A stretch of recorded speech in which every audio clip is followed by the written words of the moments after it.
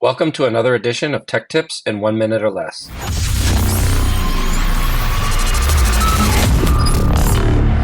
In this tutorial, I'll demonstrate how to create a custom sticker from a photo or live photo and send it using messages. Stickers aren't just for messages. You can use stickers anywhere you can use the on-screen keyboard or markup tools.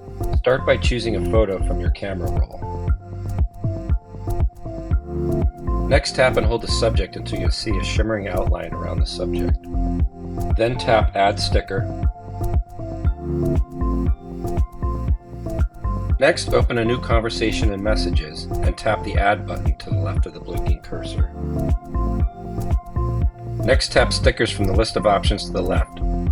All of your available stickers will appear at the bottom of the screen. Finally, tap the sticker that you want and hit Send.